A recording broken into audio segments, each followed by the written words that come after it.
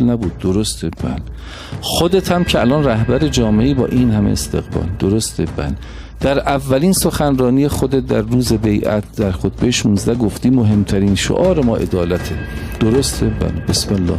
پرونده قاتلان عثمان عملیاتی کن، قوه قضاییه دستت دیگه.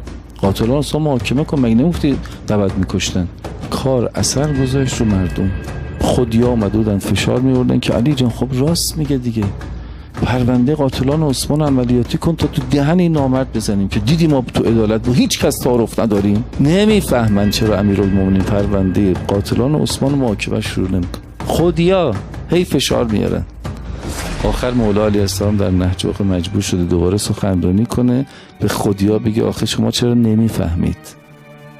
دست از سر من بردارید، اینقدر فشار به من نیاری. کی معاویه عدالت طلب بوده که این بار دومش باشه؟ چرا نمیفهمین کاسه زیر نیم کاسه است؟ بعد حضرت بگه میدونید اون زرنگ این جمعیت عظیم، این همه جریان و جناح و حزب و قبیله که دست به دست هم دادن عثمانو کشتن، همشون تو قتل عثمان دستشون به خون آغشته است. معاویه میخواد همین اول من این پرونده رو عملیاتی کنم، همه اینا رو علیه من بشورونه، نظام رو بزنه زمین. من هیچ وقت نظام رو فدایی پرونده نمیکنم.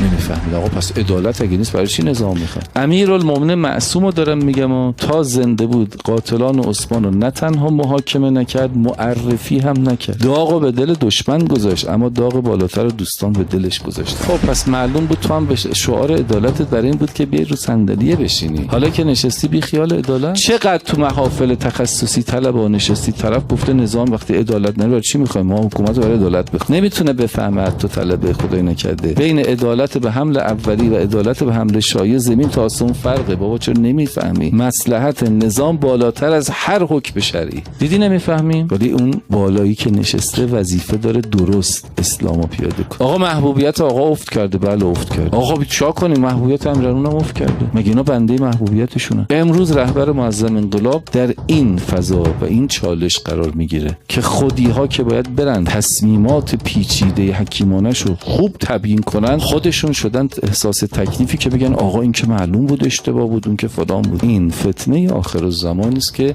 فرموده بود فتنه اکبر در راهه، اون که خوبان ریزش بکنن خدایی نکرده. تو فکر کردی علی علیه السلام کیف میکرده خوارجو میکشته؟ گریه میکرد، شمشیر میزد تو نهرمون که اینا حیفن. حتی به قرآن قسم تو نهج البلاغه است، از کنار جنازه طلحه رد شد ناراحت شد، گفت دوست نداشتم طلحه رو اینجوری رو خاک ببینم. اینا خیلی خدمت به اسلام کردن، چیکار کنه از بی بصیرتی اون؟ فکر کرد اینجوری آقا این همه آدم کشته شدن، یه صبح تا بعد از